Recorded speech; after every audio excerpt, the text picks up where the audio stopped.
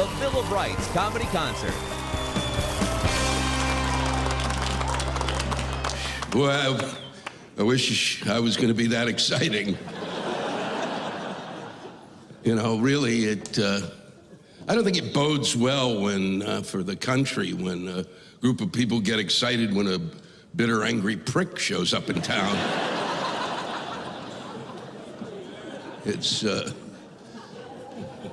I'd like to welcome you to Let Freedom Laugh, and we have an extraordinary group of comedians you'll be seeing this evening, and we're here really tonight to honor the Bill of Rights, and because it's, and really to remind a lot of people that we actually have one. And so I really went all out. I'm in red, white, and blue, and that's to show to you and everyone watching at home that I am a patriot. I learned this from the leadership of this country. Every time they always show up, but I didn't get an American flag lapel pin because I didn't want to appear to be a zealot. It's the Bill of Rights is an extraordinary document from beginning to end. It's very simply worded, and I think that those 10 amendments to the Constitution were really put there by our founding fathers so that we would spend all of our lives arguing. A lot of this shit is simple. The First Amendment's a great amendment. Separation of church and state. Okay, what does that mean? It means they're separated! That's what it means. There's no discussion. The other great part of that First Amendment is, and the reason that I have a career is freedom of speech. Is,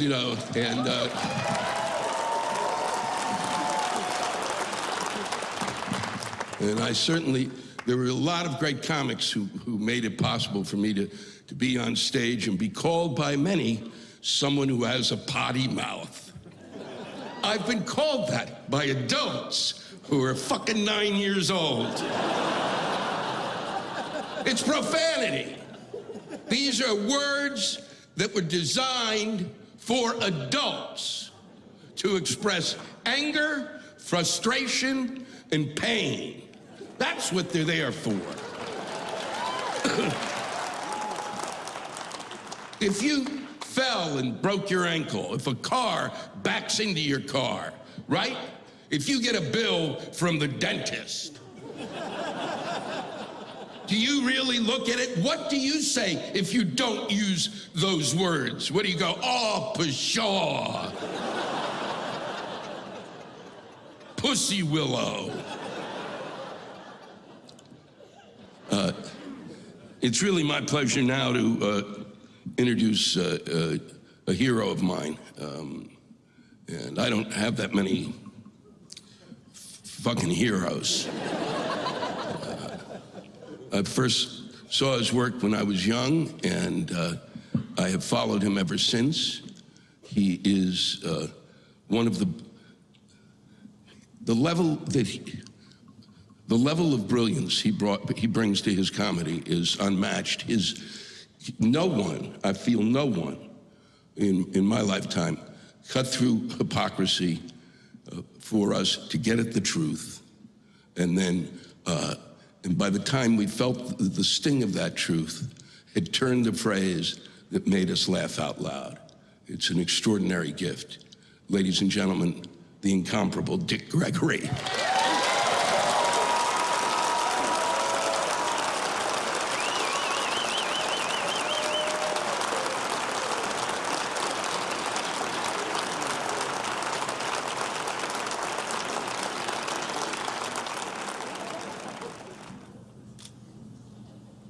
I've been having so much fun. I always have fun when it gets cold.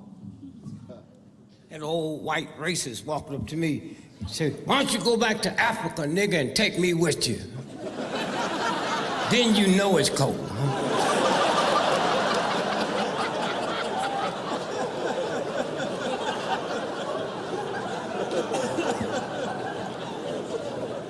Thank you all for coming out. This is like a worthy cause.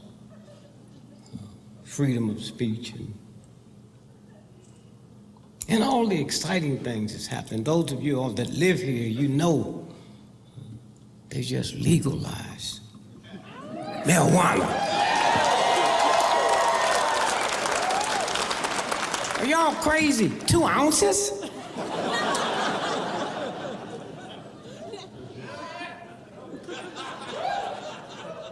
But you can see, those of you just come in for this, you can see there's things happening now in Washington because of the new law of legalizing marijuana. Congress is coming back next week and they're gonna get involved with the marijuana thing. They talk about doing a joint session.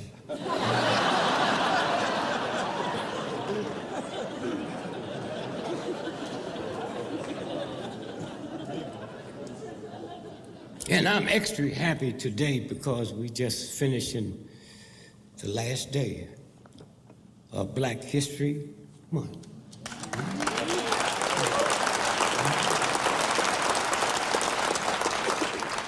Black History Month. And a lot of people say, are we making progress? You know. Well, for you young folks in the house, it used to be called Negro History Week. Now we've gone from a week to a month. But you know, when they got ready to give us a month, it'd be that month of February with all them damn days missing, right?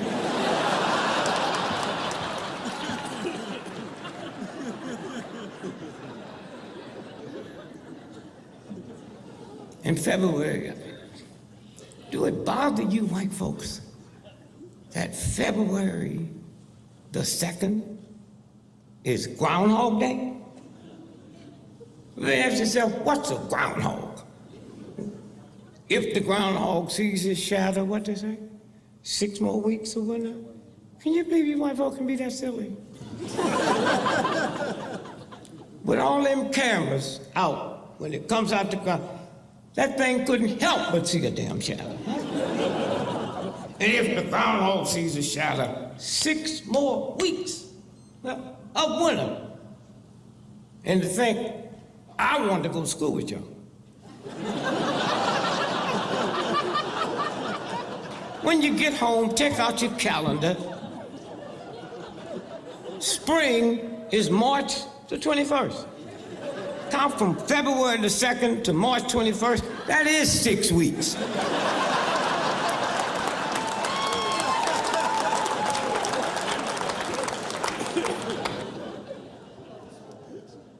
Mr. Martin Luther King had, because this was serious. This was serious. We sit and talk about the Bill of Rights and the Constitution, and all them thugs owned people. So what could come out of that? That's why we out here still working.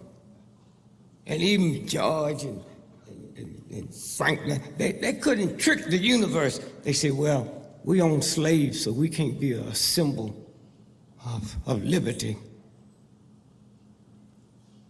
So the colored brother said, boss, why don't you get that bell and hit it and let that be a symbol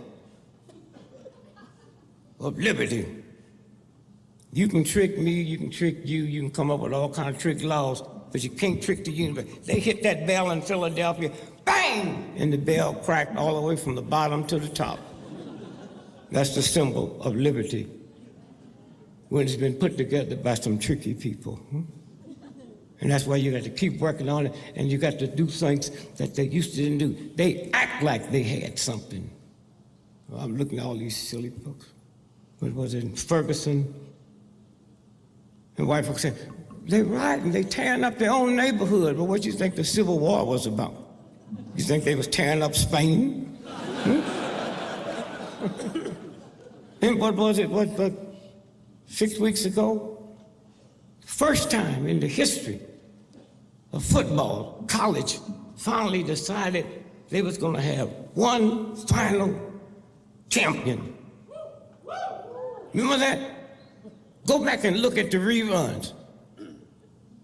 Ohio won, and them white folks tore that town up. It's okay to do it over a damn game, but my mama gets shot in the back of the head by a cop 40 times, and I'm not supposed to tear up nothing? Huh? And even when they had that little ride in Ferguson, they was behaved. Did you see them looting the liquor store?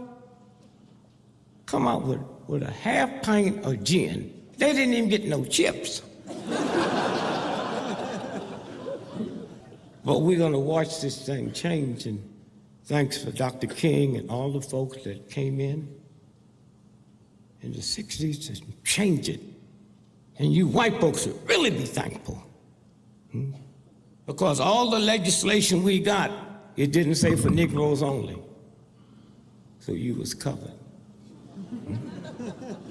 Before our movement, a white woman couldn't do nothing on an airplane to be a stewardess. Couldn't be a pilot, huh? Like you have to have some kind of smarts to be a pilot. You see the stupid stuff there? They lost a damn plane. That's why we black folks travel with Greyhound. Greyhound ain't never lost a bus. I just don't understand you white folks. Greyhound would never treat us like they do you at the airport. You got to walk to the damn plane. Greyhound bring that bus up to your toe.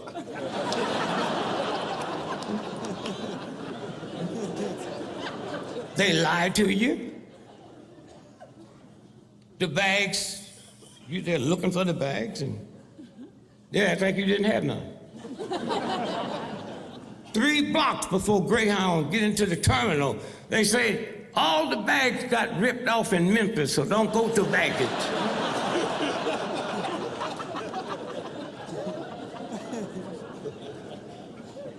Hey, you white folks into the best schools, so I get on the airplane and my bags is missing. I trust you.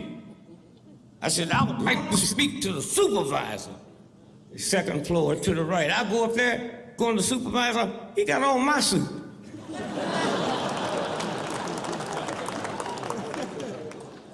Somewhere tonight, when we stop and think about how far we came and where this thing is going. Now think about the civil rights movement and what it meant to white folks too.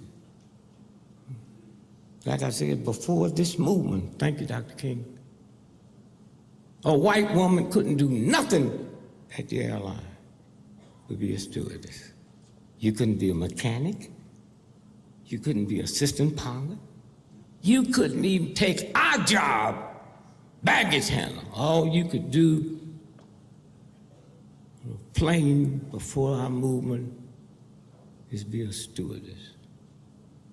And it didn't stop there. You had to look like something out of the center page of Playboy magazine. And you tolerated that. White folks owned it. We didn't own it. White folks owned it. Huh? But all you could do until our movement came through. And anytime you go out to that airport now and get on a plane and see an old, short, ugly, fat stewardess, we got her that job. Not her father, not her brother, not your Marines, and all you gonna sit around is brag about what you ain't got a damn thing. And you tolerate it. I mean, think about it. The 13th, 14th, 15th Amendment gave black men the legal right to vote before white women got it. Think about that.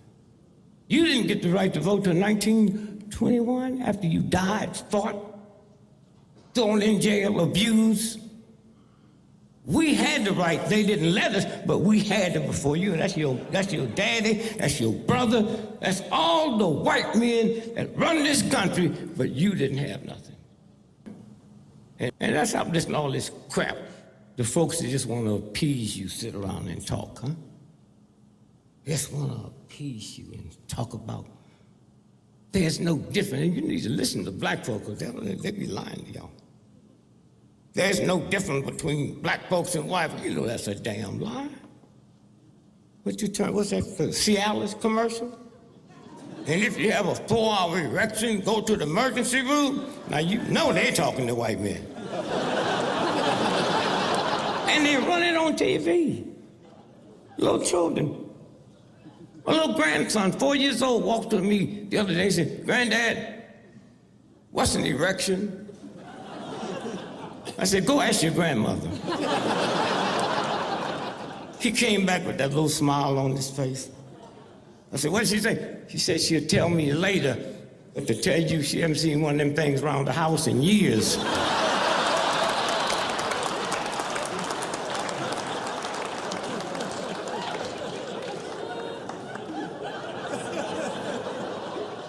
You can make a difference.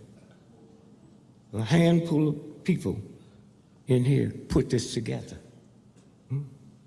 You can make a difference. But you have to look at the whole piece. The whole piece. Black folk get shot in the back 40 times, have guns thrown in the car, and that don't bother you? You have to make it good. That's your job. They just put it together. Now you have to make it good. Capital punishment. Are you serious? I can understand you getting mad and killing me, but not my damn state, not my government gonna do it, but that don't bother you, huh? You that's in here, that bought tickets and want to see this thing work, we represent light. Huh? All that other crazy, they represent darkness. The problem is when your light become afraid of their darkness, then your light is not light. You got more light than the CIA, the FBI, the military thugs will ever have. For the reason they control it, because of your fear. Because of your fear.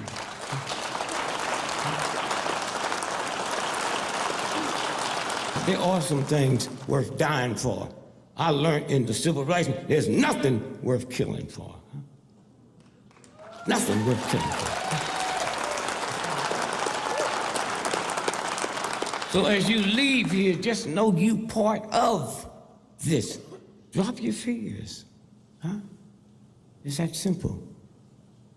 I come out of a Christian family. My mom and them, were you there when they crucified it? I told them, shut up. If Jesus come back today and bug the wrong people, they're giving an electric chair. And we all be walking around with big chairs around our neck. Were you there?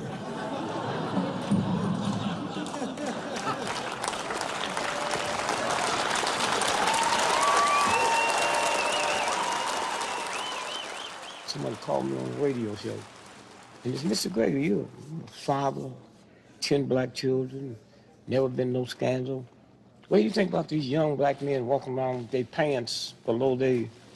I said, I can't answer that. Why? I say, for 20 years when I was drinking, I used to drink a fifth of scotch every day. Can I tell you how many times I drove drunk, which is a felony. Wearing your pants low ain't no felony. So you need to get somebody else who want to tell you about that. And I don't think that I ever heard that the folks that killed Jesus Christ had their pants below their belt. I can't have nobody say when these thugs ripped out the banks and didn't have to pay for it, they was wearing their pants. I've seen the mob in New York. I've seen how they portray and move. They are immaculate. Don't go away. We're just getting started. Up next, John Fugelsang and Tom Smothers with a special introduction by Wanda Sykes. Welcome back to Let Freedom Laugh, the Bill of Rights comedy concert. I think political comedians are in a situation where the First Amendment impacts their life every day. And, you know, I think that a lot of us have been in situations where I live in New York City, where we have stop and frisk. So the Fourth Amendment, of course, is something that I've witnessed being loosely violated right in front of me. I don't know why they don't have stop and frisk on Wall Street, because that's where all the real crime is, and most of the coke, too.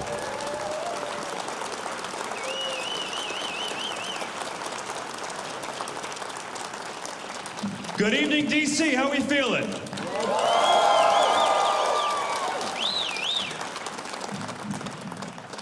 I get to do a show with Lou Black and Dick Gregory and Tommy Smothers. I feel like Ringo. I'm just glad to be here. Good evening. It's great to be back in D.C. Great to be back in the Warner Theater. I got down a few days ago and I actually had the pleasure of going to CPAC on Thursday.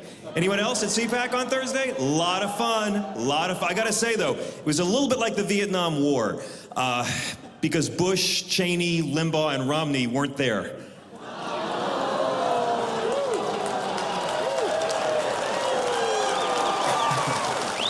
I had a great time at CPAC, met a lot of wonderful people, but they gave a free speech award to Phil Robertson of Duck Dynasty for his contributions to the field of free speech. Because of course, last year Phil came out and compared gay marriage to bestiality.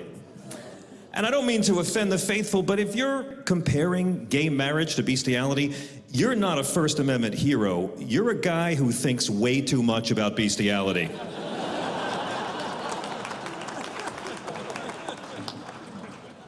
Do you ever wish you could go back and find the first person you ever had sex with and do it again so they can see how good you are now? See, I'd love to do that, but honestly, I don't even know what parish he preaches at these days. First Amendment, First Amendment.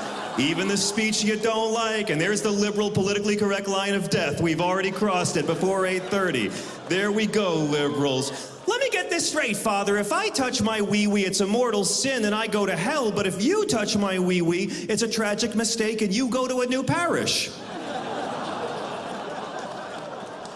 I mean no disrespect to the faithful, okay? I come from a very Catholic family, an extremely Catholic family. We used to have open casket reunions. My mother was a nun for 16 years. My mom grew up in the South and joined the convent. They sent her off to Africa to work with lepers in Malawi. My father was a Franciscan brother. He taught history to Catholic boys in Brooklyn. He wore the brown robes and the rope belt and walked amongst the people like the lost Jedi of Flatbush. My father, the brother, met my mother, the sister.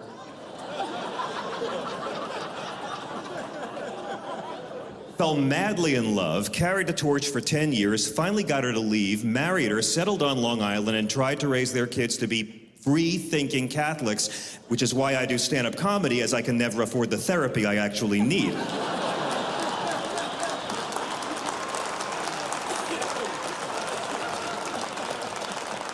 So I gotta say, I grew up admiring Jesus the way any guy admires mom's first husband, but See, I don't mean disrespect to the faithful, but I gotta say, I've come to view Jesus much the way I've come to view Elvis. I love the guy, but a lot of the fan clubs freak me out.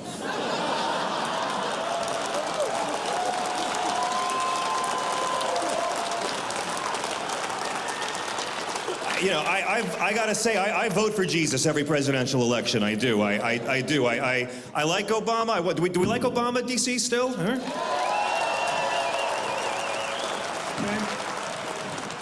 I see for some of you, tepid is the new black, but that's all right. You know, I liked him. I liked Romney, too. Listen, I loved his... I thought Ann Romney was a great stay-at-5-homes mom. I respected him, you know. Mitt Romney would have been our first president who was the human equivalent of a hollowed-out inflatable guy outside a car dealership.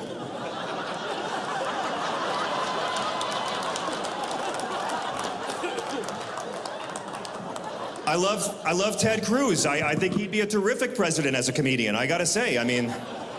I'm excited. No, hey, Ted Cruz, it's the Abraham Lincoln of Sarah Palin's.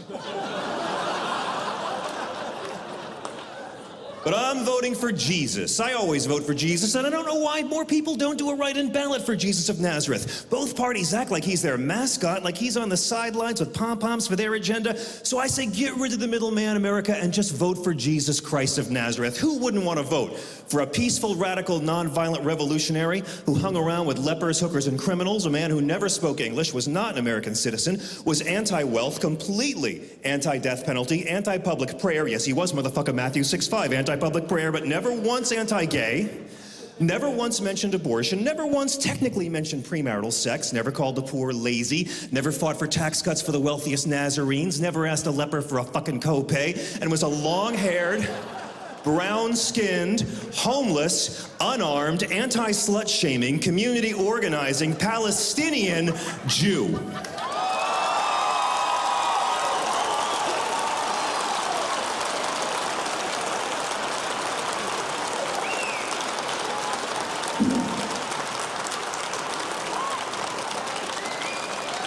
But that's only if you believe what's actually in the Bible. And I get kind of down when I see my Christian brothers and sisters trying to stop my LGBT brothers and sisters from being happy in a society based on liberty. There's only one part of the Bible when God ever actually condemns any kind of same-sex activity, when he says in Leviticus, "Ye shall not lie with a man as with a woman, that is an abomination." Shall not lie with. Nothing about one guy on all fours, one guy leaning against a men's room stall while a Republican senator plays lookout, nothing like that. But you know what? If you want to go ahead and abuse our First Amendment and use Leviticus to say that same-sex relations are wrong, then you follow every rule of Leviticus, because you don't just have to hate gay men, you're supposed to stone them to death when you see them. And I don't know if y'all homophobes have noticed, the gay brothers have been working out. They're ready, all right? But if you want to do that, then you got to follow every other law, which means you also have to stone to death children who are gluttons or drunks. Bye-bye Bieber. Anyone who cuts their hair at the temples or tattoos the flesh, and I'm sure going to miss the Marine Corps and half the bands I like. Anybody who works on the Sabbath, that's Saturday, fuck you NASCAR. And anyone who commits adultery, and according to Old Testament law, that includes divorce and remarriage. So what I'm saying, my Judeo-Christian homophobic friends, if you really believe the one part of the Bible that says that being gay is a sin, then you owe it to God to kill Rush Limbaugh 3 times.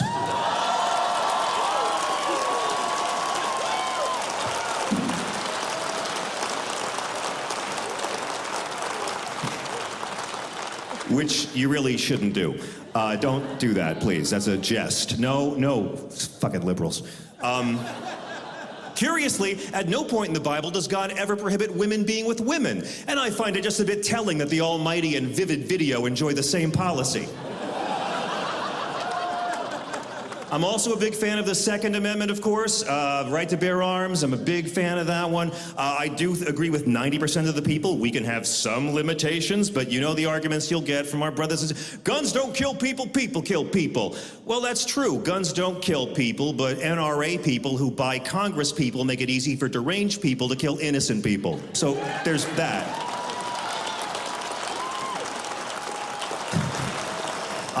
And I know the argument as well, Obama wants to come take our guns away. Well, that's the beautiful thing, isn't it, Skeeter? Nobody wants your guns. And the fact that you're allowed to say Obama's a gun-grabbing tyrant while heavily arming yourself pretty much proves he's not. And one last thing on that, and again, I respect the right to bear arms, but if you need 30 rounds in a magazine for hunting, you are not a Second Amendment champion. You're a dude who sucks at hunting. All right? Can we agree on this, please?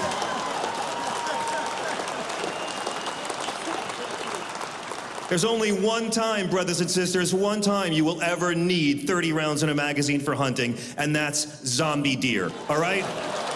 If the zombie deer come back, I'll be giving AR-15s to everybody. And again, I'm a big fan of the Fourth Amendment as well. Can we hear it for the Fourth? No one's talked about that yet. You know, I actually wrote to the government and to President Obama and to the NSA to tell them my concerns about eavesdropping and warrantless wiretapping and surveillance, and they wrote back saying they already knew how I felt about it. I want to say what a pleasure it is to be in D.C. the week that you all become potheads. That's really inspiring. You know, let's just talk for a bit about search and seizure in terms of locking up tax-paying citizens for smoking exactly what Washington and Jefferson grew, okay? Because Washington grew it, Jefferson grew it. Nowadays, they'd be locked up if we ever locked up wealthy white guys for pot. I mean, you know, Benjamin Franklin started the first colonial printing press using hemp paper. I'm not saying he smoked any. I'm sure lots of completely sober guys fly kites during thunderstorms. Do we like Fox News? Any Fox News fans? Oh, how do you not like Fox News? Fox News is like a mecca for people who hate Mecca.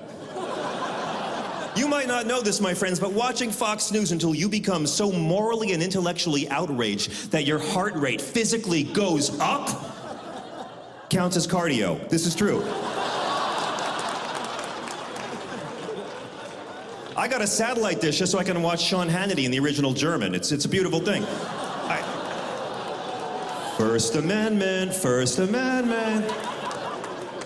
And it was really exciting to meet Megyn Kelly at CPAC the other day, because I'm a big fan of hers. I go on Fox News a lot. They're wonderful people. I really enjoy going on there and making fun of them. But they're great. But I'd never met Megyn Kelly. And of course, my first time seeing her since she made that whole comment last year about Santa Claus being white. And I had to grab her and say, Megyn Kelly, Santa Claus is not white. And I'm sorry, liberals, Santa Claus is not black. Santa Claus is Chinese. And I know this because that's where all the presents come from.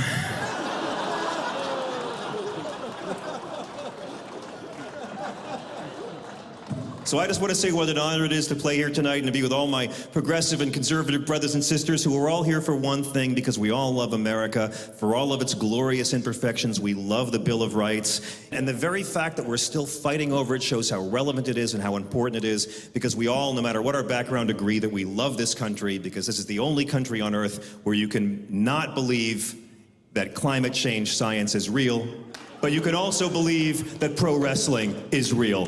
Thank you all very much for coming out tonight. Peace.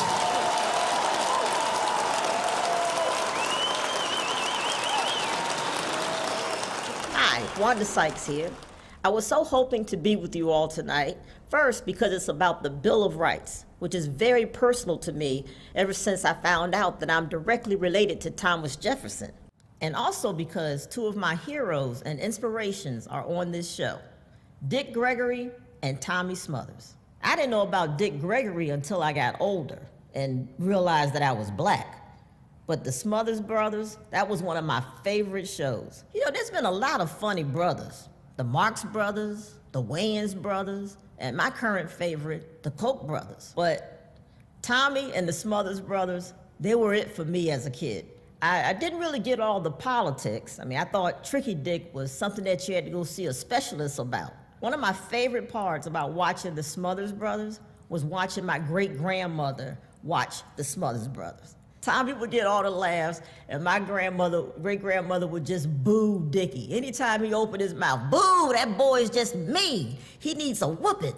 And it's because Tommy was just so cute and funny, and most importantly, fearless. He said what he was gonna say and didn't care what anyone else thought about it. Then I started doing comedy, and I discovered that the whole time Tommy was making me laugh my butt off, he was also taking on the censors, the network, and even the president.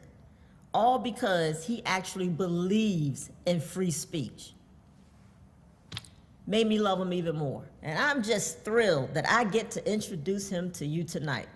I love you, Tommy. Ladies and gentlemen, Tommy Smothers.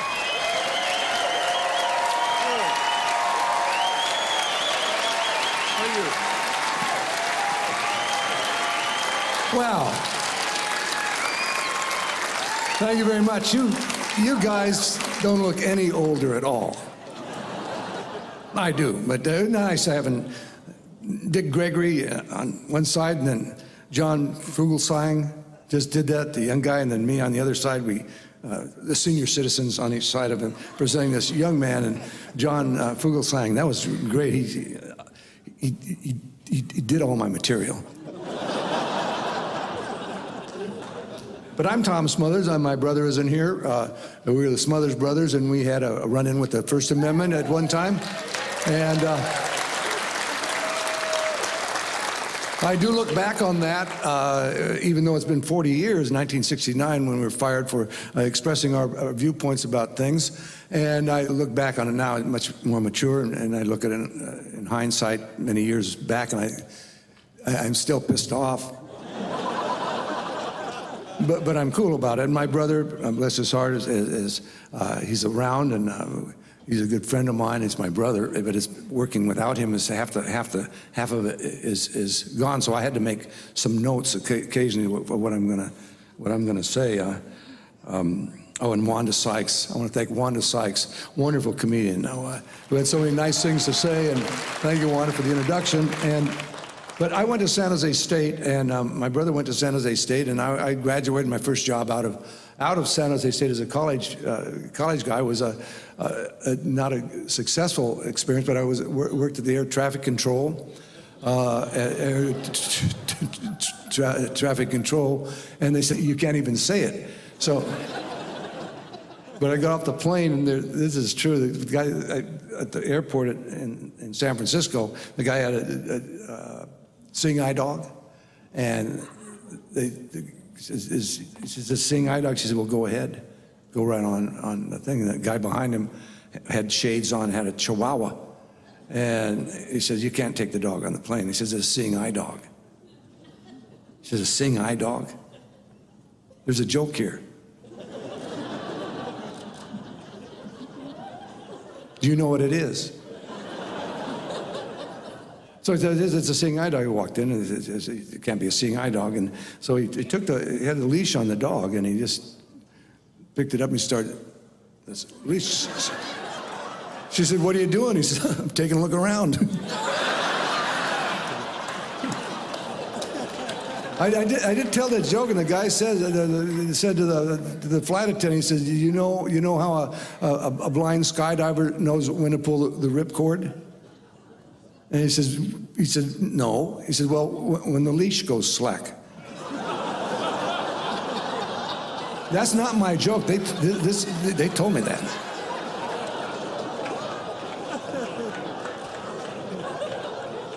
So I have a grandson, and it was his birthday, and my wife got him for his birthday a bird feeder.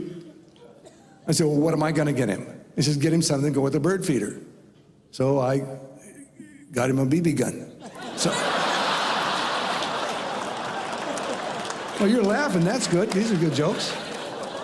But we are getting older. I'm getting older, and my brother's 76. I'm 78 years old. We're there, and I know things start to happen.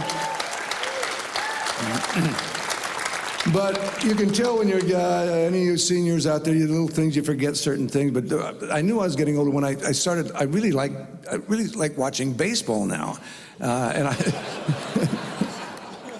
think it's a pretty fast game.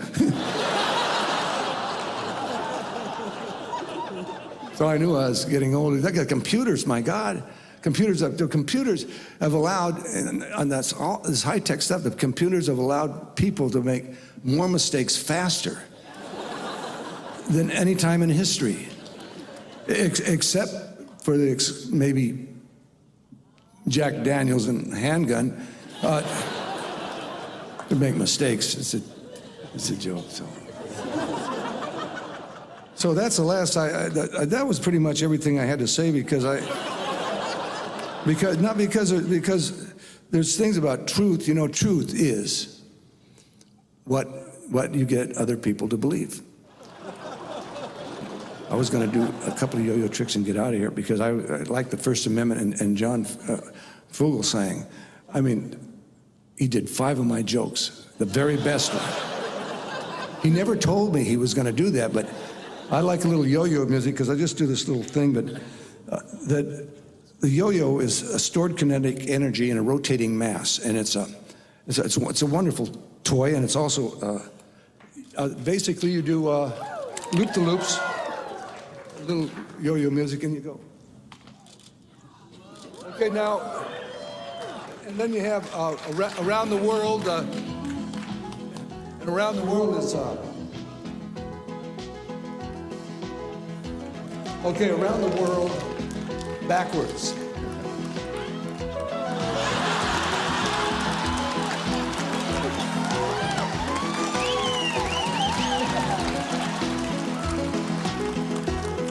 over in Washington, D.C., you know, and I learned about the Greek word politics. It comes from the Greek word poly, meaning many, and ticks, meaning blood-sucking parasites.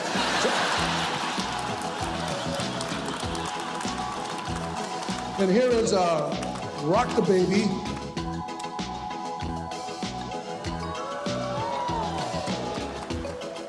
Here's Premature Baby in a little tiny cradle.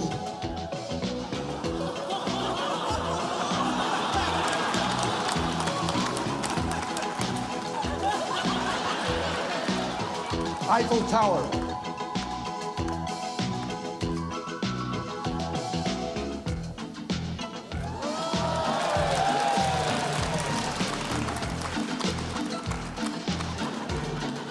Walk the dog.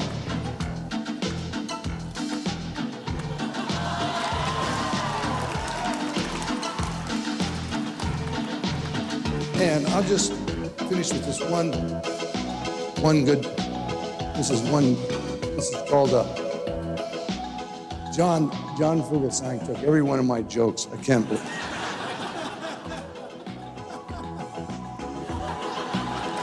Get down, Tom. Here we are. It's called Brain Twister.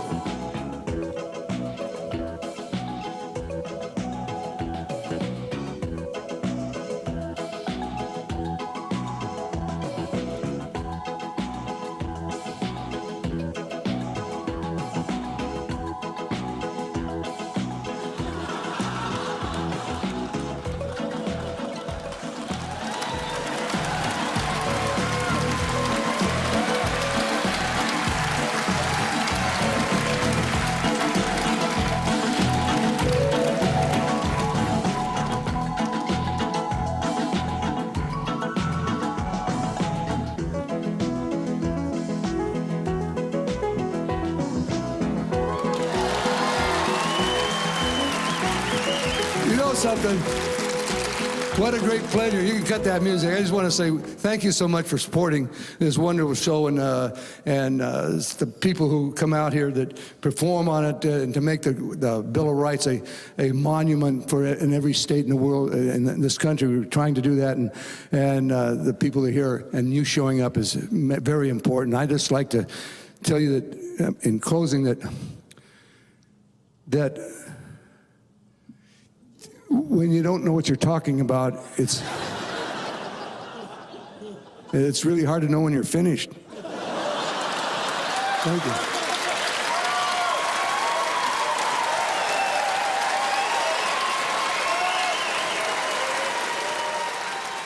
In the Bill of Rights, the founders should have put, well, not knowing of that, but they should have taken the Third Amendment of housing billeting troops.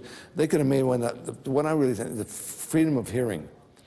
Freedom of speech doesn't mean much if you don't get to hear it. And you can speak and you can say these things and they turn off the mic, you're still spinning, but no one's hearing it. You can stand in the closet and say anything you want. So the freedom of hearing, the freedom to hear other voices, to hear the free speech is the one I think should have been here. Still to come, Cristela Alonzo and Ahmed Ahmed with a special appearance by Penn Jillette. So don't go away. We'll be right back. Welcome back to Let Freedom Laugh, the Bill of Rights comedy concert. When I started doing stand-up, I used to censor myself because I never wanted to offend people. Because being the youngest in the family, I was very used to always having to cater to what my family wanted, what my family thought. And it wasn't until years into stand-up that I thought, hey, don't do that. And I realized that when I became more honest with what I was talking about and actually talked about things that mattered to me, that's when the audience got it. And that's what made me realize that you shouldn't censor anything that you're saying, because only in truth do you get real comedy. That's when you get the best laughs. Out of pain, out of anything that comes from a real place, that's when the funniest thing happens.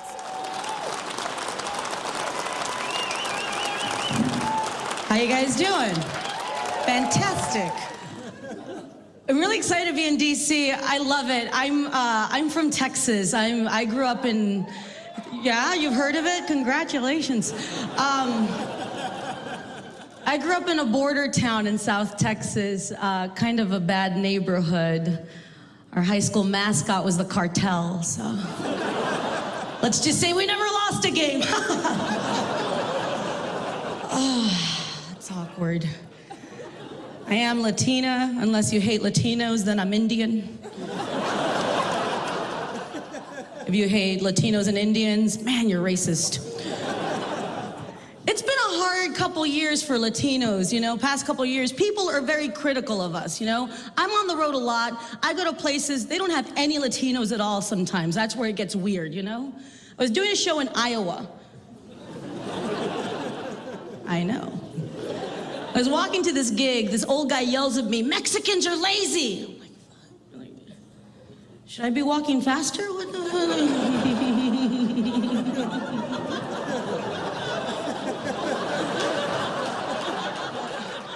I have no idea, right? He keeps yelling at me, "Mexicans are lazy. Mexicans are taking away our jobs." I'm like, well, which one is it?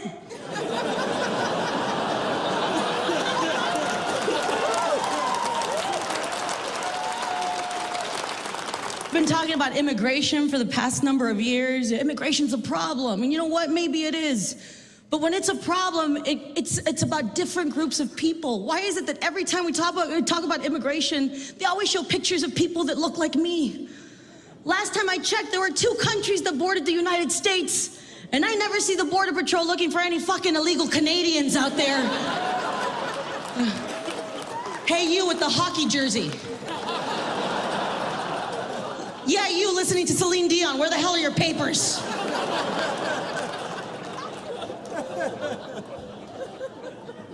I get it. People want to come to this country. It's a good country. We have it pretty good, guys. And life is good. Think about it. We have a store called Build-A-Bear. What? We have a store where we pay them money to let us build a toy and pretend we work at a sweatshop. That's fucked up.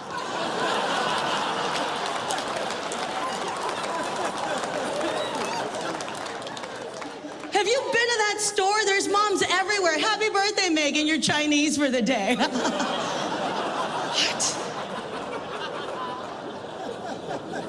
Can you imagine describing that store to somebody that actually works at a sweatshop?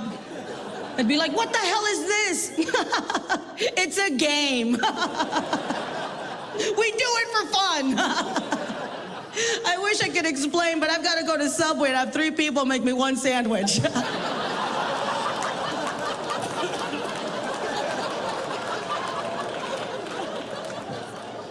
God. I need to lose weight. I'm still carrying around that baby weight I gained during my sister's pregnancy. It's ridiculous. It's ridiculous. It's so hard to lose weight. It's expensive, too. It's so expensive. You guys, I wanted to get into shape. I went to a store to buy workout clothes, right? I went to a store called Lululemon. Guess what I found out? I'm too fat to work out in their clothes. The biggest size I go up to is 12. You know what? That's their big size. Their concept of extra large is my idea of thin.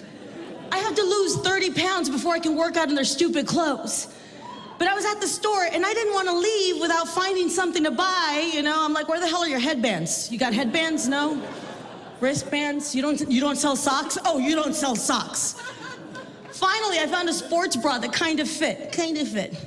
Saw the price tag, $50. $50 for a sports bra. That's outrageous, $50, when you think that I can go to Home Depot and hire a day laborer to just hold them up while I go jog. I'm like, come on,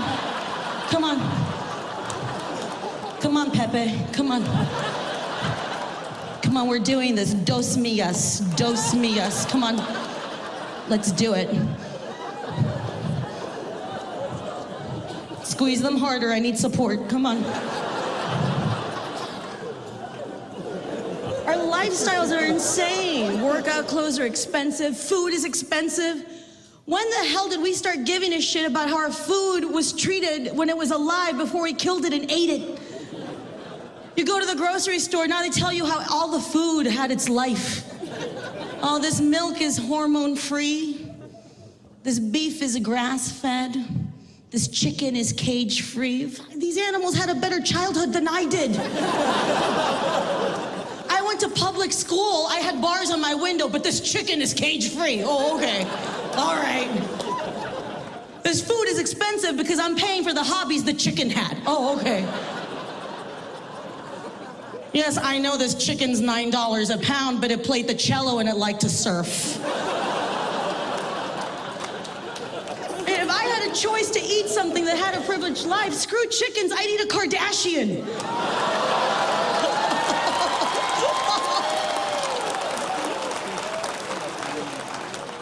It's insane. The way that we've gotten with food is ridiculous. I went into Whole Foods last week. My God, that store should have layaway. What? Walked around the store, they were having a sale on strawberries. $6 for a pint of strawberries because they're organic. Oh, $6, man. I'm sorry, that's a lot of money. For that much money, you better show me a picture of white people picking that fruit. Why is it so expensive? I don't get that. You guys, I grew up in a border town in Texas, poverty-stricken. When you grow up poor, you learn to live without certain luxuries in life, you know, like air conditioning or food allergies.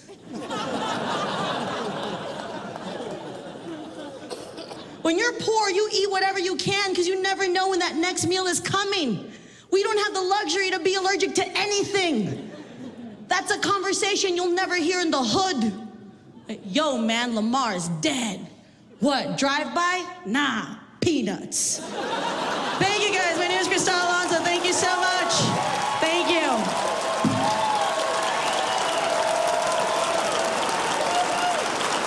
Freedom, I think, is the right to be stupid. We often think that freedom is only things that will turn out either now or in the long run to be wise or to show some truth. But you have to have the freedom to be stupid. You don't have freedom. The only freedoms that matter are the freedoms of the people we don't agree with. The people I'm most concerned about with the First Amendment are the Westboro Baptist Church. I don't agree with them at all, and their freedoms really, really matter to me. Freedom is the right to be stupid. My concept for a monument is to get the Bill of Rights, each of the amendments, first 10 amendments, tattooed on a beautiful ass. And do one on each ass with a group of 10, and then probably 1,000 altogether, and rotate them in there. Nice naked asses out there. You go and look at them. You say, boy, what a nice ass. And we get to read, not just supermodels, but everybody, because everyone has a nice ass. There's nobody I wouldn't rather see naked. And if I were writing the Bill of Rights, I would have put that in there too. There's no one I wouldn't rather see naked. Well, I can't violate constitutional rights because I'm not in government. Only the government can violate constitutional rights. What I do during our show is we exercise our constitutional rights. We burn a flag, we whip out guns. Peace. Up next, Ahmed, and then more with Lewis Black.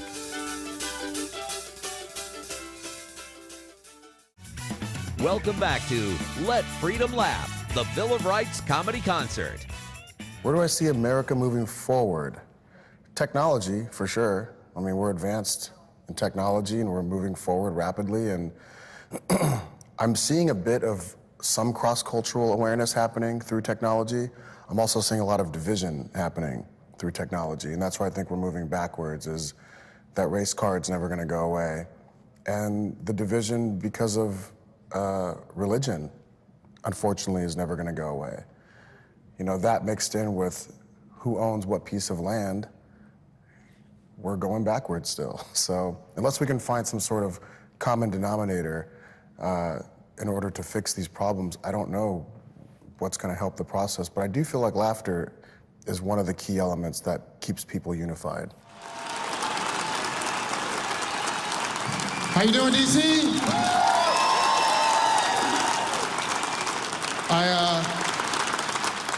I jumped at the opportunity to be on this show because I myself have a lot of First Amendment issues that I deal with. So, well, let's just go ahead and point out the elephant in the room. I'm from the Middle East. Thanks. Thanks. Any other Arabs in here besides me? 1, 2, 3, 4. Good. 4. Well, it only takes one of us.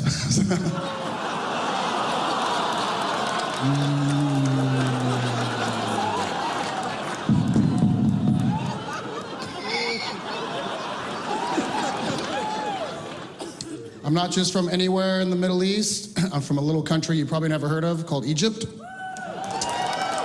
That's right. 85 million people just overthrowing our government again. Hashtag winning. That's what I call that. I don't want to brag, but the Egyptians were the first civilization known to man. Yeah.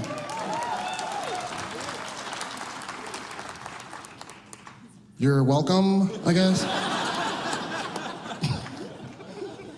We built the pyramids. It wasn't the aliens, it was the Egyptians.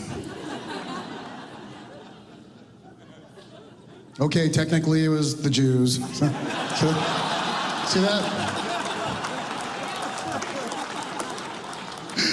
Always taking credit for everything. Those Jews. That's okay, we designed and supervised. So. And if you're not laughing, you're probably a Jew. I was also raised Muslim. Boo.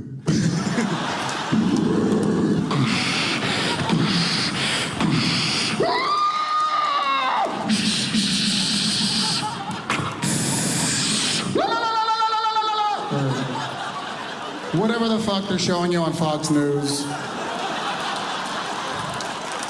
Just relax.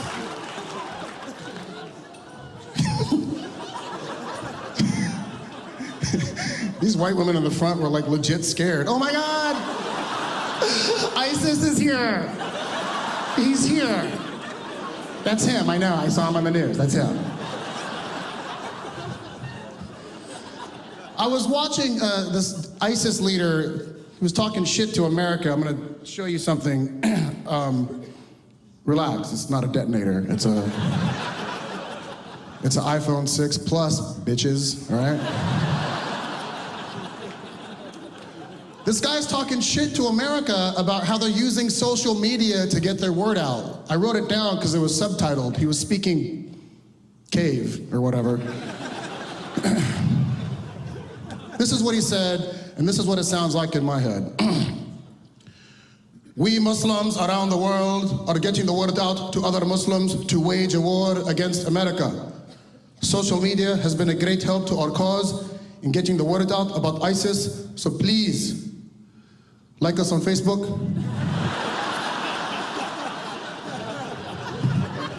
Follow us on Twitter and Instagram at Super Scary Jihad. If you post a picture burning the American flag, we will retweet you. Also, please use hashtag American Pig, and please use a photo of an actual pig, not a stuffed animal like these other idiots. Also, don't forget LOL DMFAO. Laugh out loud, detonating my fucking ass off.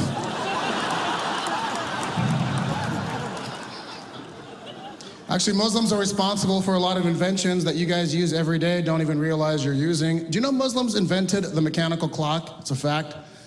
It's also ironic because we're always fucking late for everything. We're more late than black people. You can laugh, the black guy laughed, it's fine. When black people laugh, everything's funny. Google it. But Muslims are arrogant. They're like, I'll get there when I get there. I invented time.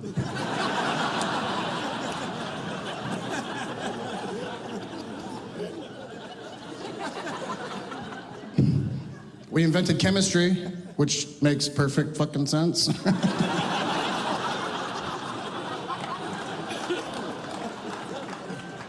Bombs. We make bombs. Do you know Muslims invented the toothbrush, soap, and deodorant? Yeah, what the fuck happened there, huh? You think we just gave up one day? Like, nope, it will never catch on. Give it to the Greeks. And the Greeks gave it to the Persians, but they used too much of it. Persians give it to the Indians. Indians give it right fucking back. It's like, no, let me think about it. I don't... No, we're good, bro, we're good. All billion of us, we're good. Being raised Muslim too is weird because I'm like bipolar, you know, like I'm 44 years old. I just turned 44 and I know, I look great for 44, so. My mom wants me to get married. She's an old school traditional Muslim mother calling me every day. Ahmed, did you get enough rest? Did you drink enough water? Did you eat right? Have you met anybody nice? You're 44, you're still single. I don't understand. Are you a gay? I'm like, no, I'm not a gay. Jokingly, I'm like, well, maybe I just want to be with more than one woman, Mom. She's Muslim. She's like, that is okay. You see, son, in Islam, you're allowed up to 4 wives, okay? But you have to treat them all the same. If you buy one a house, you have to buy all 4 a house of equal value. If you buy one a car, you have to buy all 4 a car of equal value. Even if you make sex with one a certain way, you're obligated to make sex with all of them exactly the same way. I can hear my dad in the corner of the room smoking a cigarette like, it's not worth it. It's bullshit, it's a scam. You want 4 of these, really? That, my son, is a true test from God. That's my dad, always cracking jokes. He can't help it. Cracking jokes. He had quadruple bypass open heart surgery. Cracking jokes right out of the gate. Yeah. He opens his eyes up 12 hours after being in the ICU. 2 nurses are hovering over him. He's like, what one of the nurses said, ICU. He said, I see you too. But what I am. That's very funny, Mr. Ahmed. Are you okay? Yes, I am okay. Thanks God. Thanks God I am okay because I know I cannot be dead. This is not heaven. There is only 2 of you. And you don't look like virgin at all. I'm sorry,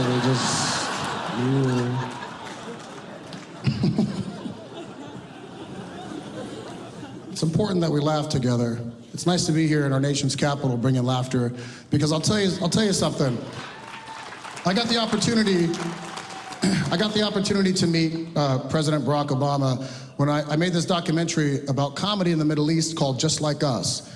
And I took 10 American comedians to Dubai, Lebanon, Egypt, Saudi Arabia. We performed in front of over 20,000 Arabs and Muslims, and I'm still alive to talk about it.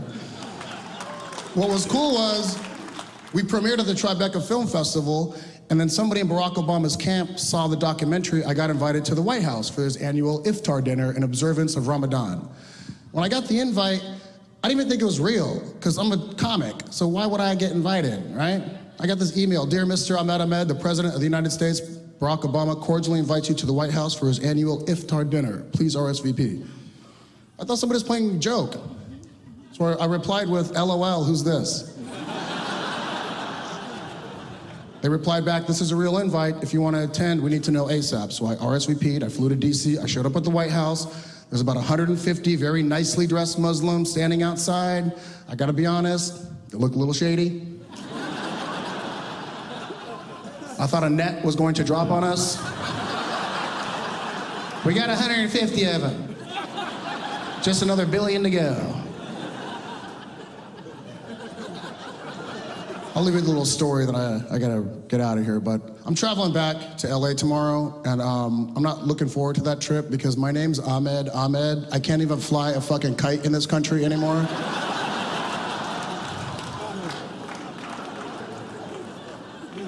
I'm always getting detained, profiled, arrested. Every airport I go to, there's always this older black woman with an attitude behind the ticket counter. And it's the same woman at every airport around America. I don't know if they're flying her in or what the fuck. Does a hologram pop up when I arrive? This motherfucker think he's gonna board this plane.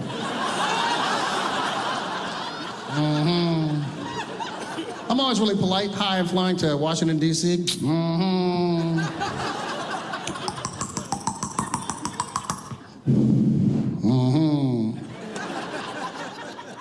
Yeah, you know your name come up on a list.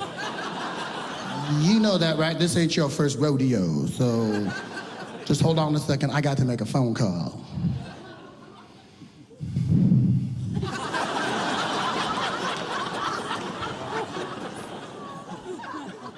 Yeah, we got one. His name is Ahmed. Oh yeah, he hairy.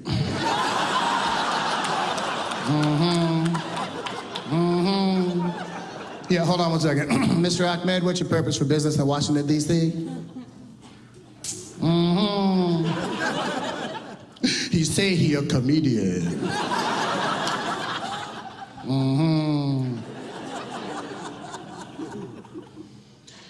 Say something funny.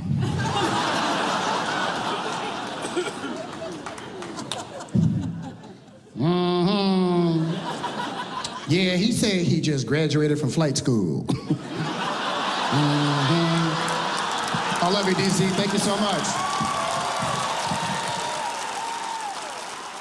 I'm Chris Bliss, and I'm the executive director of MyBillOfRights.org, the Bill of Rights Monument Project, which is what this concert's been organized for, to help us launch our new matching fund endowment to seed projects putting Bill of Rights monuments at every capital in the United States. We put the first one up at the Arizona Capitol in 2012.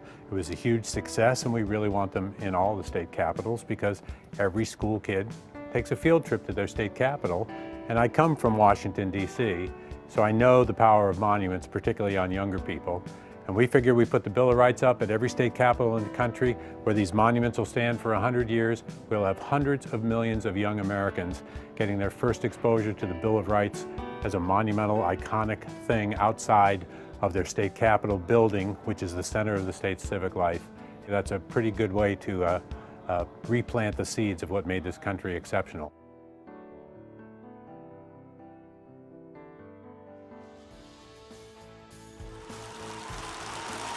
Up next, more with Louis Black.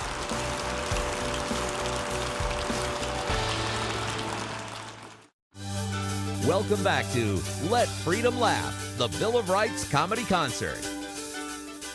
I've had people restrict my language, but it's like, you know, when you're on ABC, NBC, CBS, when there's somebody, you know, when there's a board of censors around, such as they call you up and say I'm saying Martha Stewart's vagina in my joke, and they say, maybe you should change vagina, and they want me to change it to cooch.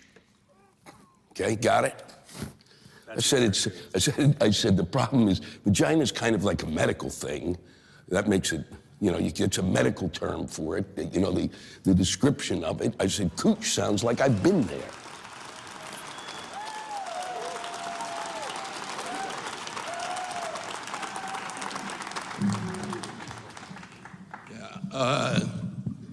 I really didn't do it for the Bill of Rights. My parents are in Baltimore, so I get to see them tomorrow. That was all it took, really. You know, I'm going to get back to basics and something that's important, I think, really important to discuss, and that's the weather. This is seriously out of fuck control. This is bullshit. This is nonsense. This is not, I don't care. This is not in God's plan. I know that. Fuck, this area, we lived here when I was a kid because it's a temperate climate zone. That's what it's fucking supposed to be. It's not supposed to be, holy shit, I'm fucked. You go to Chicago for this kind of shit. You go to Minneapolis. And a good, healthy taste of this should teach any of you who've ever thought, boy, I could live in Chicago, boy, I could live in Minneapolis. No. This is by far, This winter has been really beautiful if you're a moose. If you have fur on your nuts, then it's been a goddamn festival out there.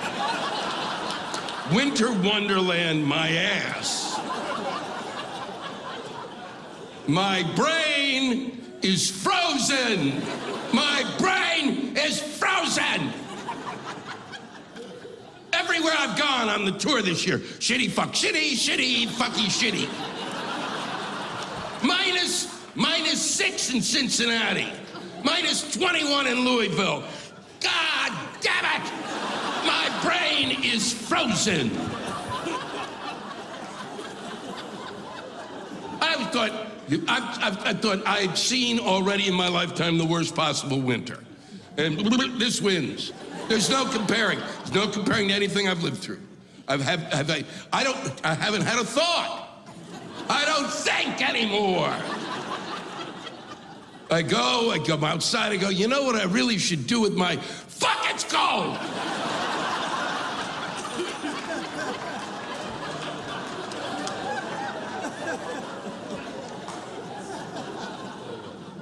And it is,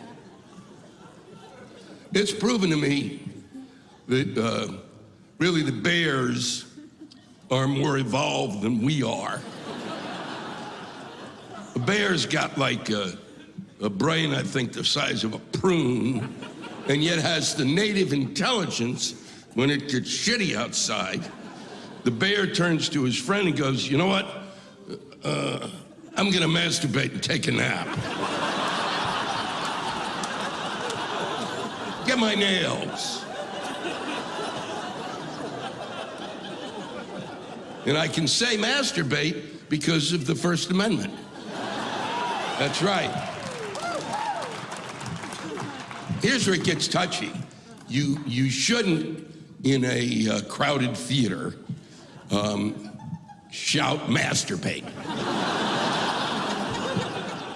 And you shouldn't actually masturbate in a theater. But that's something I learned when I was very young.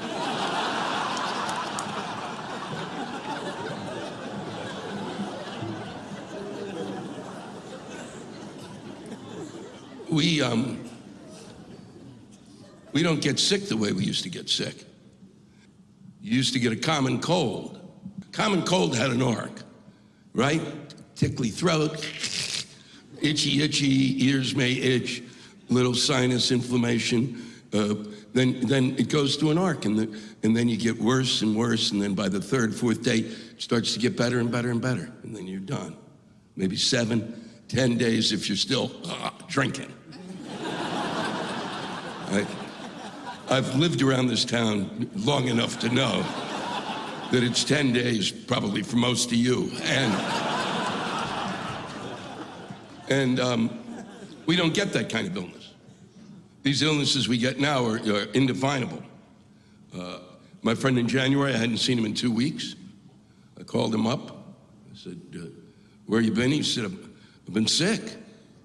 I can't. I said, what are the symptoms? He said, well, it started, I thought it was a cold. It was in my head, and I was blowing my nose, and then it got my throat, and then I thought it was a strep throat, and then it got my chest. I thought it was pneumonia. Then it went back in my throat, and then I had the sweats. Then I was chills, and the sweats, and the chills.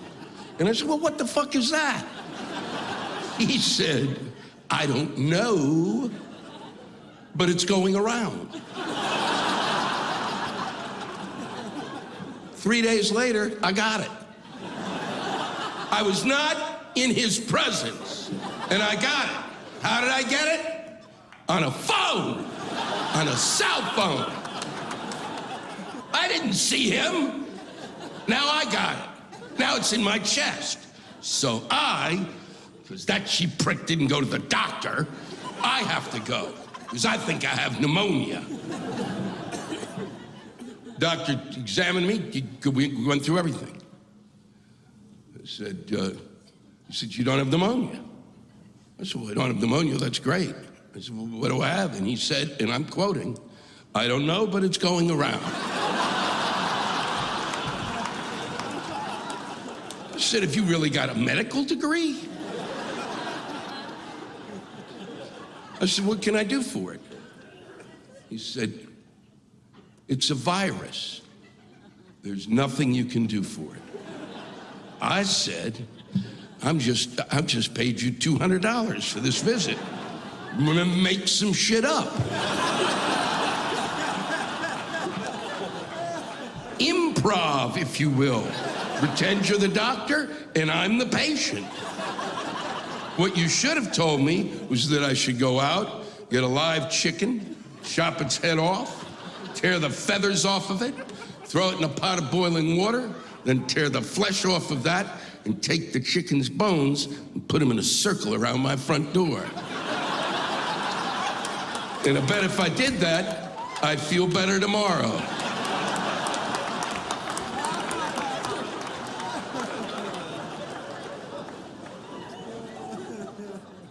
Yeah, speaking of health, we have a real mental health problem in this country. I don't know if you've noticed, and we do. We don't talk about it much. We were going to deal with it, but, you know, stuff came up. You know, we were, but then Ebola happened and went, well, fuck that, we're all going to die. So what do I care if you're mentally ill? What do I give a shit? I'm going to be dead in 2 days. And if you don't believe we have a mental health problem, then I suggest look at Congress. It is the largest outpatient clinic in the country.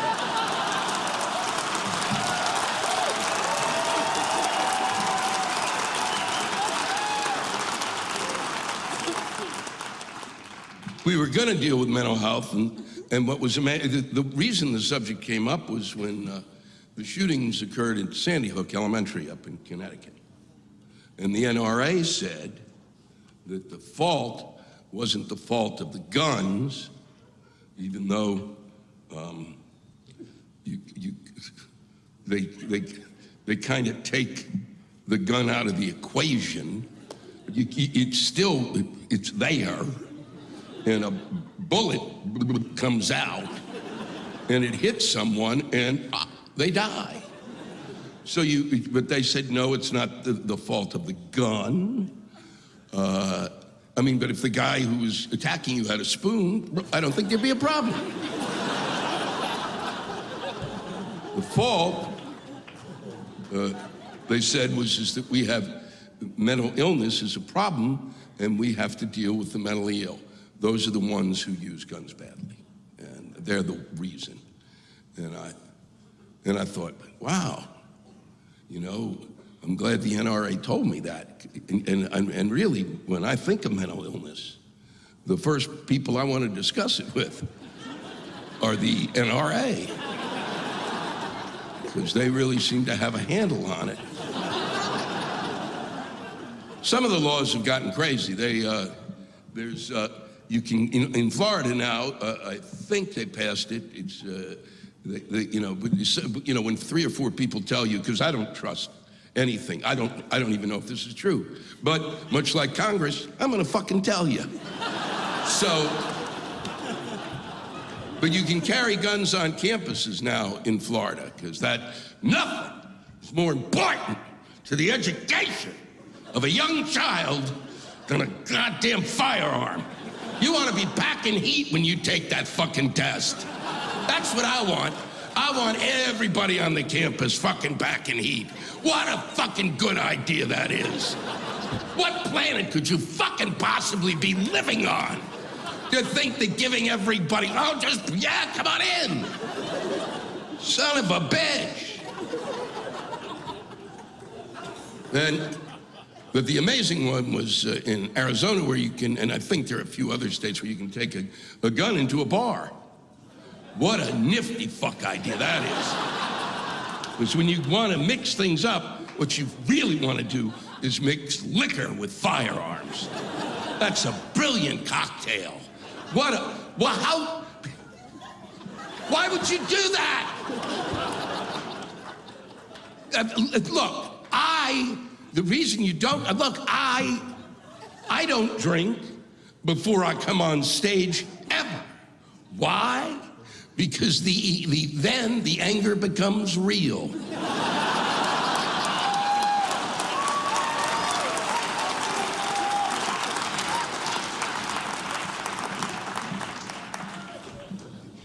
Glad to see they got on this Homeland Security thing. Really came up with a solution for that, huh? Week, they're gonna pay him for a week. What the son of a bitch? A week, yeah, let's do a week, and then we'll work it out. How do you not work it out? It's Homeland Security. What is the matter? They learn nothing from when they shut down the government.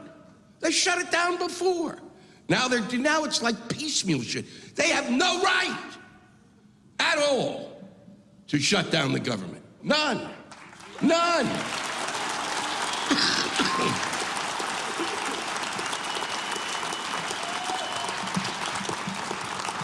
I mean, seriously, to say that you're going to shut down Homeland Security, you don't get to do that. The only people who get to shut down the government is us. We get to do it because when we elect people to be in those buildings over there, the basic agreement is, just a basic agreement, is you're going to be there and you're going to be our congressperson, and your job is to keep the government open. That's your job. And then there are people who I think it's important, you know, and I don't think that's true. We need to shut the government down. Yeah, we need to make you leave that fucking government open. Why? Because I may have to pick up a form today.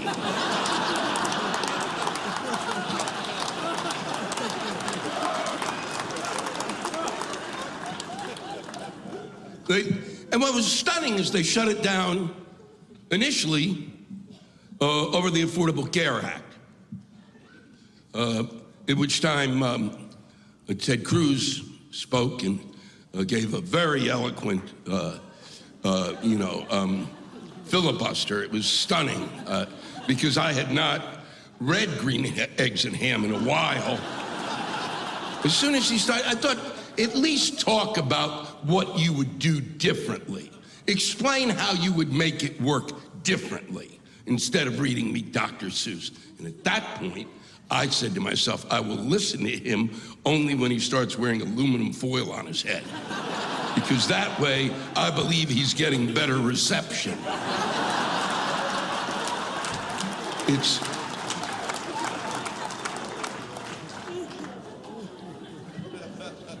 They shut the government down over the Affordable Health Care Act. That's what they shut it down over. Affordable health care.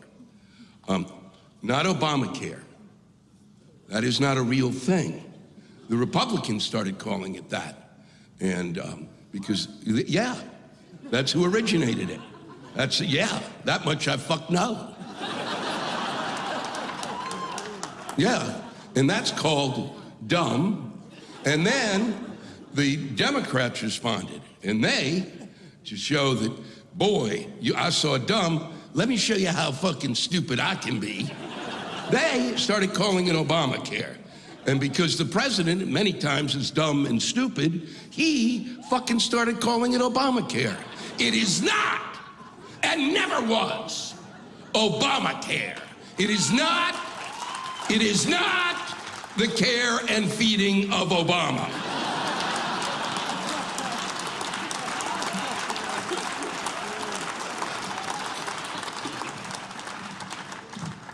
It's the Affordable Health Care Act. Now, I know that this act, in a large part, is shitty. It's written shitty, had the worst website in the history of fucking mankind. Why didn't they hire the 9-year-olds that are hacking into my goddamn website?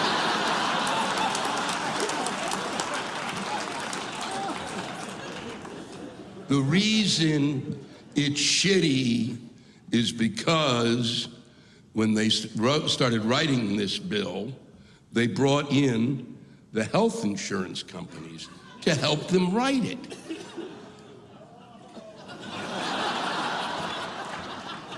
That's insane. If you were going to do a law about pit bulls, would you bring in pit bulls?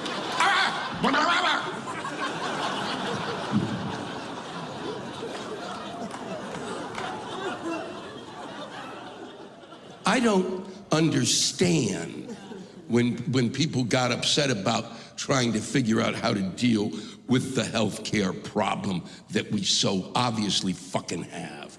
I did not understand what made people upset. I have never in my life met anybody who loves their health insurance. All of a sudden people are like, God damn it, yes, I love my family and then I love my health insurance. Well, they were standing up like, God damn it, you're gonna take away my right to be with that shitty group of people? What the fuck's the matter with health insurance companies, in case you don't know it? Don't give a fuck about your health. And I know that. I know that because I recently purchased a drug called Chantix. Chantix if you don't know Chantix, that means you're not watching CNN. And if you're not watching CNN, you should watch CNN. You should watch it 6 minutes a day because it'll give you a terrific idea of what it's going to be like when you have a stroke. It'll just be, this is what it'll be. And then there'll be a crawl at the bottom. Wake up, wake up, wake up. Chantix comes always after the Christian Mingle ad, which is my favorite. It's a Christian dating services, and as a Jew, I have to say, makes me a little hot. I'm actually having a contest. I put myself on the website, and I'm trying to see if someone can actually find the Jew. Still to come, more with Louis Black.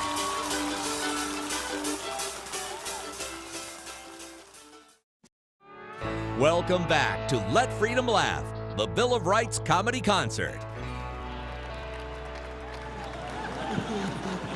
Chantix is a drug that helps you quit smoking and gives you bad dreams. So I call that a win-win situation. Because my dreams are terrible. I really do have dull dreams. I have dreams that I'm typing emails. And then I wake up and have a cup of coffee and I'm fucking typing emails. I never get to shop, so my favorite dream is actually when I'm one at those giant fuck food places, you know, where they have goats in the aisle and shit, and you can milk them and take the milk home. Those places. I always, when I pass them on the road, like, God, I wish I could get in there. But in my dream, I do, and I buy all sorts of shit. And then I come up, and the checker checks me out, and I get into the parking lot, and I wake up, and I go, that's the shittiest dream anyone's ever had.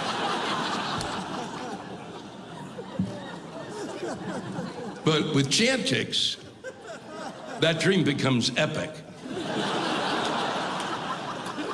I'm wearing a suit of armor, and I have a broadsword, and everyone in the store seems to be like they're out of Game of Thrones. I have to slaughter thousands of beasts and fucking warriors coming at me, chopping at them, slicing them up, just so that I can fucking pick up some granola and yogurt. I stumble back to get to the checkout lady who's disappeared, and now it's a dragon with 6 fire-breathing heads, and I have to chop everyone off or I don't get out of the store. And I do, and then I wake up, and after you've chopped off 6 fucking dragon-breathing fire-fuck heads, if that made any sense, after you do that, it's time for a smoke.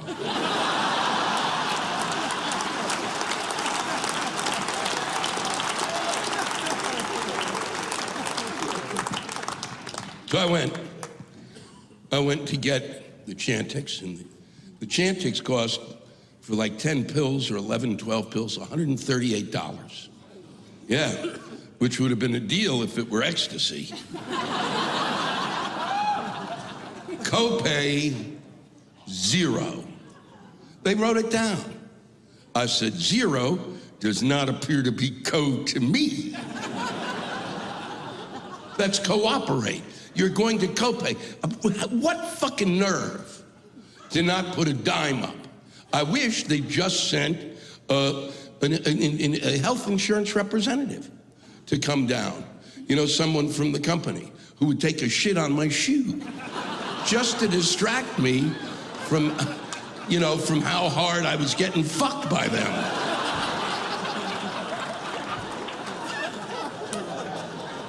So I got home, and I was enraged, and I sat down and I sent out a letter. Now, if you write a letter to your congressman or a corporation or a business of any sort, don't start it the way I started mine. Dear cocksucker.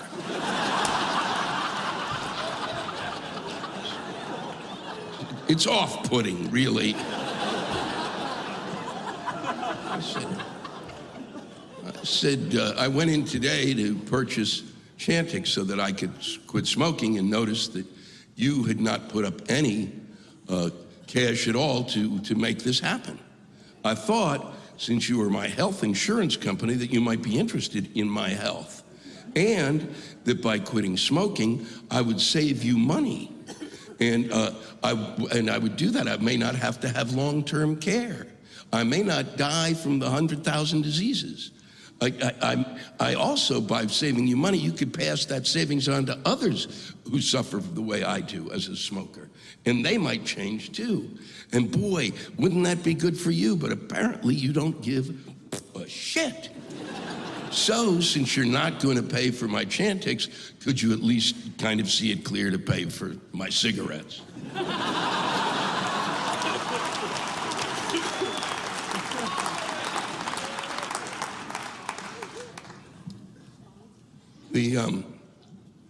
It's interesting to note. It'll be interesting to note what happened after this last thing that this Homeland Security stunt that they pulled, because as of the last election, when folks were voting in November, 13% of the American people like Congress. If you had a Facebook page and you had an approval rating of 13%, I believe that at some point during the day you might think, maybe I should kill myself.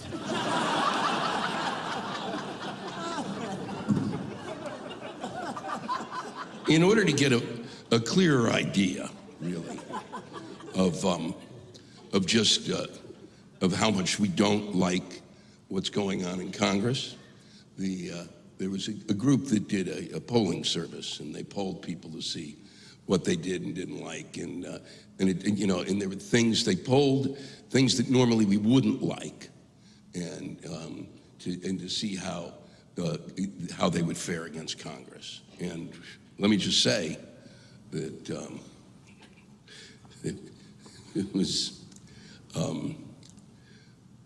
lice.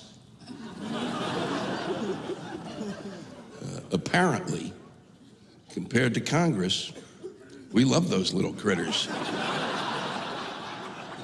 We'd rather scratch our nuts all day than listen to anyone in Congress talk.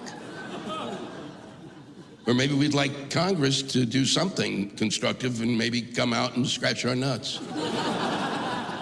There was colonoscopies. Yeah. When was the last time you heard somebody go, fuck, I love a good colonoscopy?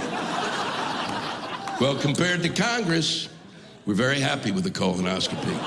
That's right. After Congress, now we don't care what's shoved up our ass. I think that one thing that would help in terms of our leadership really would be if we gave people running for office an IQ test. And I mean that, seriously. I'm not fooling around. I don't care anymore. And if you don't agree with that, you know what? Fuck you. Because I know what you're thinking. It's elitist. It's not elitist. Not at all. My IQ test is 5 questions. Here's a sample question.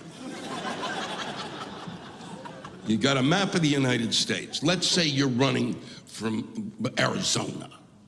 So there's a map, and all of the states are filled in, but Arizona. The question, where is Arizona?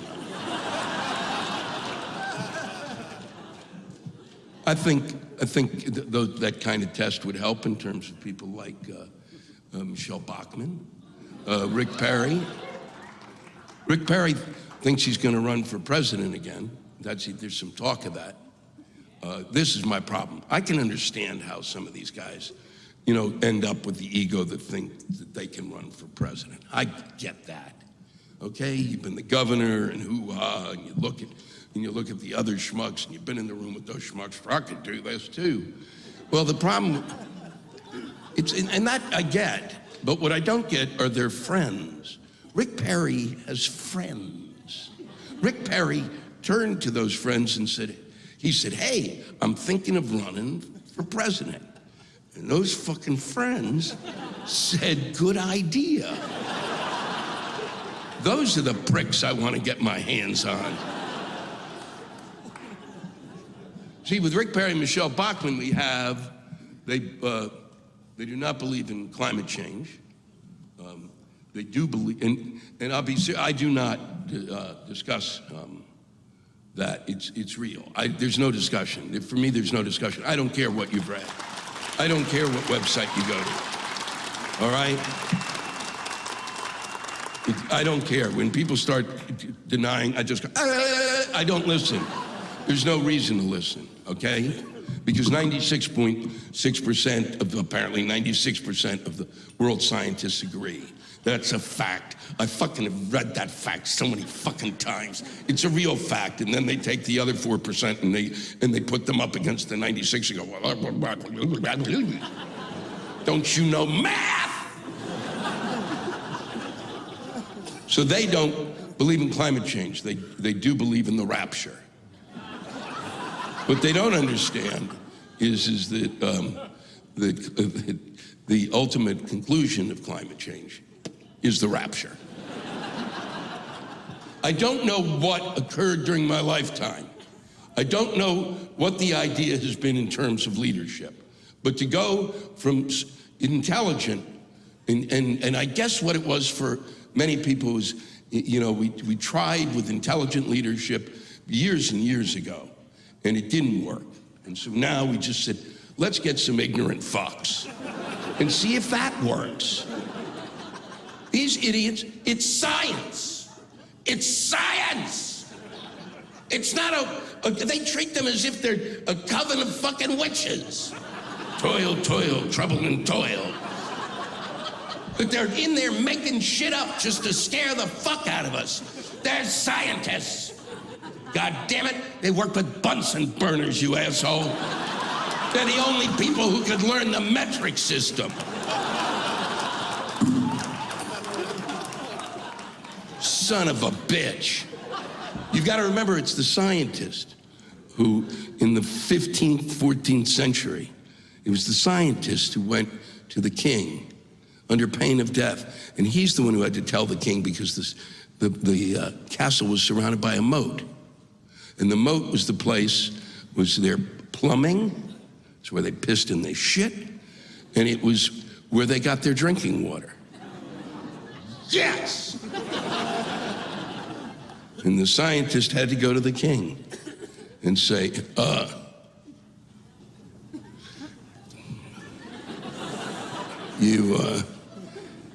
you really got to stop shitting in the moat.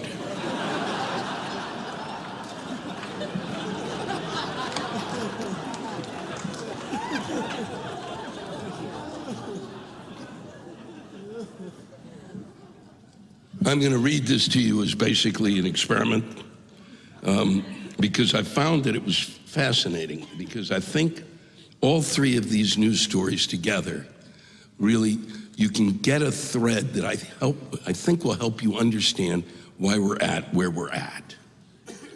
A proposal to add a Latin phrase to the Vermont state motto caused an uproar when some residents mistook the ancient Roman language for Spanish.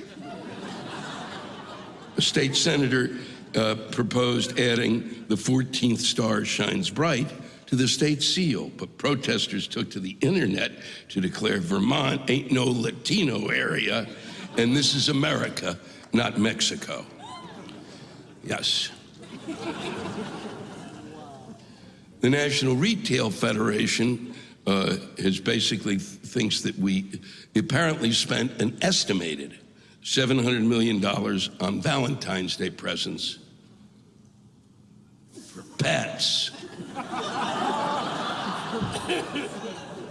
For Fluffy and Douchey and Squatty. See how those two might hook up? Are you having sex with your pet? No, don't go oh to me. Fuck you. Are you? It's Valentine's Day. It's stupid enough that you're fucking trying to figure out how to appease your significant other with some bullshit item. But your fucking pet? You're goddamn it. That's beyond stupid. You can give your pet shit any day. You don't go, look, hey, do you say to the, oh, you're my Valentine?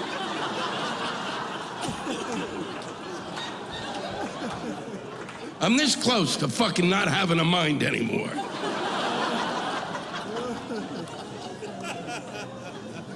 And this is after a new YouGov poll found that only 4% of Americans think they are less intelligent than the average person.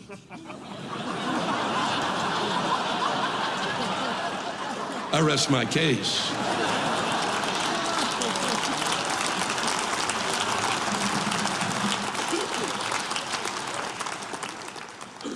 Let me just say that it has been a splendid evening, and I could not be happier. Really, everybody flew in from here and there and gave up something to be here tonight, and we really appreciate it. And you too.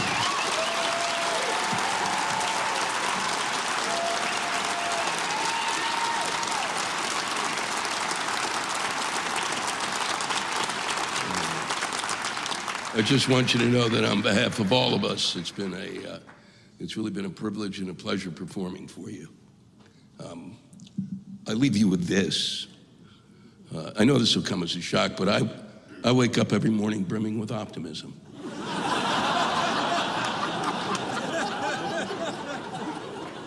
Because today is the day I think that we're going to get it right. Where it all falls into place, this has to be the day. And then I grab a cup of coffee and sit down and look at the newspaper and go, fuck! Maybe tomorrow. Good night, Washington.